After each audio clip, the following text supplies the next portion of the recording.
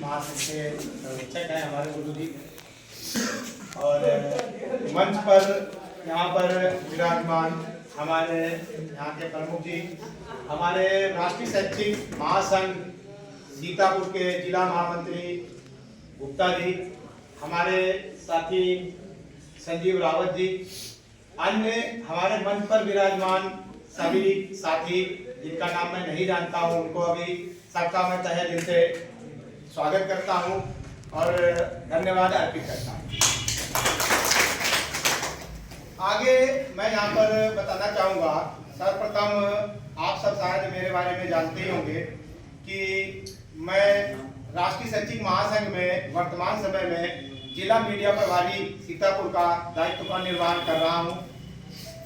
संजीव जी ने आमंत्रण दिया, कार्यक्रम बताया, तो उसमें जो है संजीव जी के स्नेह के साथ में हमारे मित्र भी रहे हैं। आज आपके सम्मुख मिलना हुआ है।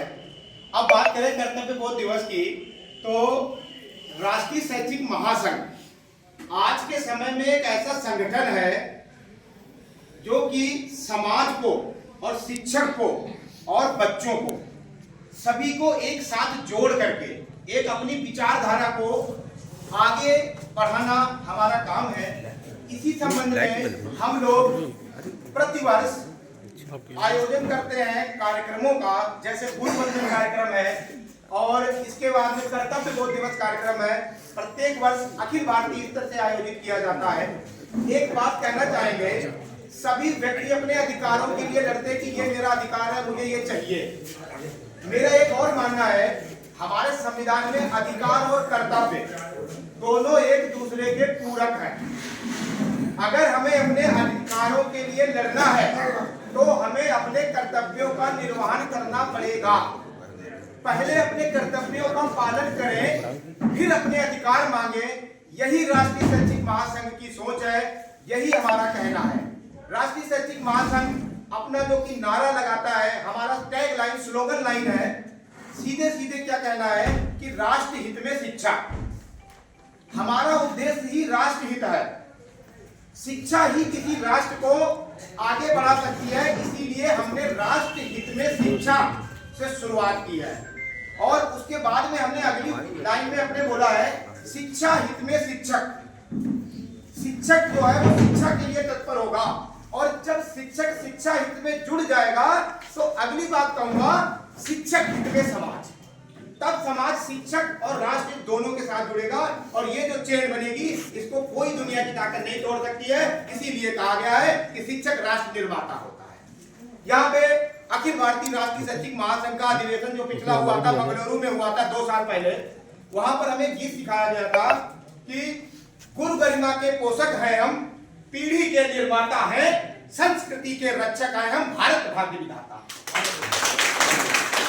उसके बाद आगे एक लाइन और कहना चाहूंगा शिक्षक के लिए कि हमें समझना ना साधारण, हमें समझना ना साधारण, चंद्रगुप्त के चेले हैं, प्रलय और तूफान हमारी गोदी में ही खेले। शिक्षक राष्ट्र का निर्माण करे। इसी के साथ में एक ये बात भी है, शिक्षक को क्या दिया जा रहा है और शिक्षक क्या दे रहा है। प्रत्येक शिक्षक आज के समय में इतनी ठंड में स्कूलों में जाता है, उन बच्चों को पढ़ाता है जो सबसे कमजोर वर्ग से हैं। जो अच्छे बच्चे हैं वो प्राइवेट स्कूलों में जनरल टेंडेंसी बनी हुई है कि अच्छे बच्चों जो है या जो थोड़ा सा समृद्ध हुआ वो कौन बच्चे का नाम प्राइवेट में लिखाएगा, उसको ये नहीं पता है सरकारी स्कूल की क्या वैल्यू है। शिक्षक, सबसे टैलेंटेड शिक्षक टीईटी और सुपर टेट पास करके आज हमारे विभाग में है, उतना इंटेलिजेंट, उतना ब्रिलियंट शिक्षक आपको कहीं नहीं मिल सकता किसी भी प्राइवेट स्कूल में, ये मेरा खुला कहना है। और उसके बाद हमें जो माहौल मिलता है उसमें हम अधिक से अधिक, इतनी दूरी में महिला शिक्षिकाएं, आप अनुमान लगाइए कि कितने कोहरे में कैसे स्कूलों को पहुंचती हैं, ये भी एक प्रश्न होता है। तो हम उस परिस्थितियों में समाज को आगे बढ़ाने के लिए तत्पर हैं। और शिक्षकों में भी बात की जाए, शिक्षक की भी कई कैटेगरी है। आपने सुना है माध्यमिक के शिक्षक, विश्वविद्यालय स्तर के प्रोफेसर और एक प्राइमरी का शिक्षक। हम सब लोग प्राइमरी के मास्टर हैं। प्राइमरी के मास्टर की सबसे खास बात क्या है, हम जिस बच्चे को तैयार करते हैं वो बच्चा बिल्कुल ब्लैंक होता है। जैसे कुम्हार जैसे कुल्हड़ बनाता है या अपना कोई भी बर्तन निर्माण करता है तो मिट्टी से उसको ढालता है, वो बन जाता है। उसके बाद रंगाई पुताई उसका कोई भी करे वो कठिन काम नहीं है, उसको एक ढांचे में डालना।